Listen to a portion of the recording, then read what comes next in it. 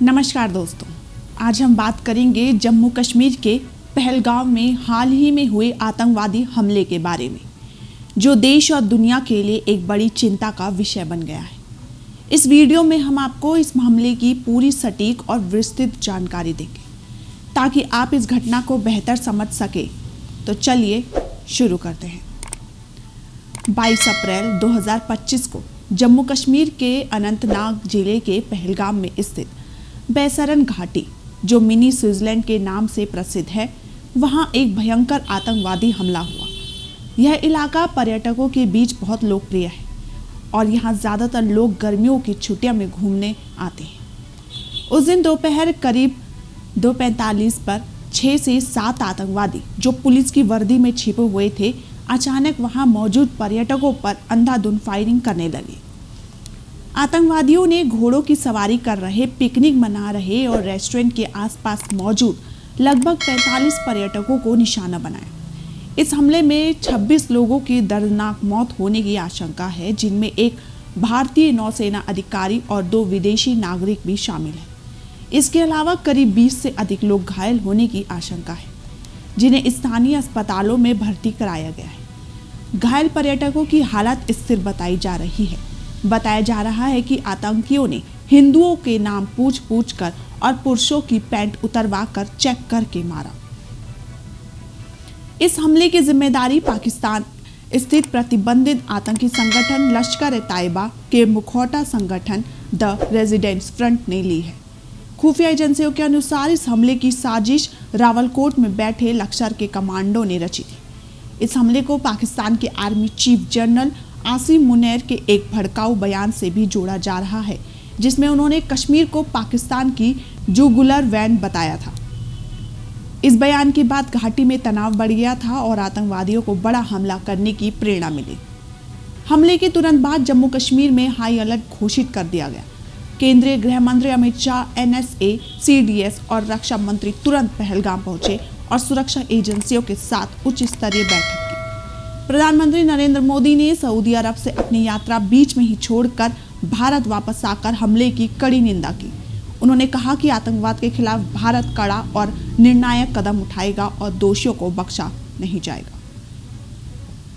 सुरक्षा बलों ने इलाके को पूरी तरह से घेर लिया है और आतंकवादियों की तलाश के लिए सर्च ऑपरेशन तेज कर दिया है। CRPF, सेना, स्थानीय पुलिस और क्विक रिएक्शन टीम मिलकर आतंकवादियों को पकड़ने में जुटी है। इस हमले के बाद पूरे देश में गुस्से और शोक का माहौल है। वहीं हरिद्वार के वरिष्ठ महामंडलेश्वर स्वामी यतीनंद गिरी ने भी निंदा की। कश्मीर और बंगाल में जो निरंतर घटनाएं हो रही हैं, मुर्शिदाबाद के साथ साथ अब पहलगाम में एक साथ सामूहिक हत्याकांड, देश झकझोर दिया गया है। आज हिंदू अपने को असहाय, अनाथ महसूस कर रहा है। जो हिंदूवादी संगठन थे वो भी दुम दबा कर बैठे हैं, क्योंकि उनको सत्ता का सुख मिल गया है। और हिंदुओं की रक्षा के लिए कौन आगे आएगा? इस देश के अंदर अगर हिंदुओं की रक्षा होनी है तो इस देश के अंदर अल्पसंख्यक, सेकुलरवाद और जातिवाद ये पूरी तरह से मिटाना होगा। इस देश का संविधान भारतीय सनातन हिंदू मान्यताओं के आधार पर स्थापित करना होगा। ये संविधान और ये सेकुलरवाद, ये जातिवाद हिंदू की रक्षा नहीं कर सकता है। आज आवश्यकता है कहीं ना कहीं हिंदू आत्मरक्षा के बारे में सोचे, क्योंकि जिन जिन से वो आस लगाए हैं वो उसकी रक्षा करने में अब तक असफल होते रहे हैं। आज हिंदू बहुत व्यथित है और हिंदू को अपनी आत्मरक्षा के लिए स्वयं सोचना होगा। मैं श्री पंचदश नाम जूना अखाड़े का वरिष्ठ महामंडलेश्वर स्वामी यतीन्द्रानंद इस बात पर बहुत क्षोभ महसूस करता हूँ कि एक बड़े हिंदू संगठन का और जो संदेश निकला कि कश्मीर पहलगांव में हिंदू नहीं पर्यटक मारे गए, वहाँ नाम पूछकर, धार्मिक चिन्ह देखकर, पैंट उतार कर, पहचान कर तब लोगों को मारा गया। वहाँ किसी की जाति नहीं पूछी गई है, वहाँ सेकुलरवाद नहीं पूछा गया है, वहाँ केवल और केवल यह देखा गया है कि वह हिंदू है या नहीं है, तब उसको गोली मारी गई है। और ये केवल कश्मीर नहीं, आज पूरे भारत के अंदर ये जहर फैल चुका है, ये शैतान पूरे भारत के अंदर फैल चुके हैं।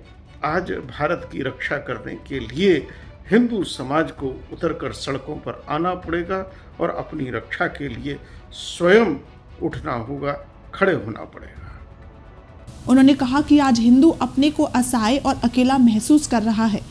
आतंकियों की इस कायराना हरकत की तीखी निंदा करते हुए कहा, अब हिंदुओं को अपनी रक्षा खुद करनी होगी। इसके साथ ही भारतीय क्रिकेटर, कलाकार और आम जनता ने इस घटना की कड़ी निंदा की है। टीम इंडिया के हेड कोच गौतम गंभीर, युवराज सिंह, इरफान पठान, सुरेश रैना जैसे दिग्गज खिलाड़ियों ने पीड़ितों के प्रति संवेदना व्यक्त की और आतंकवाद के खिलाफ एकजुट होने का संदेश दिया। उन्होंने कहा कि जो भी इस हमले के पीछे है उसे सजा जरूर मिलेगी।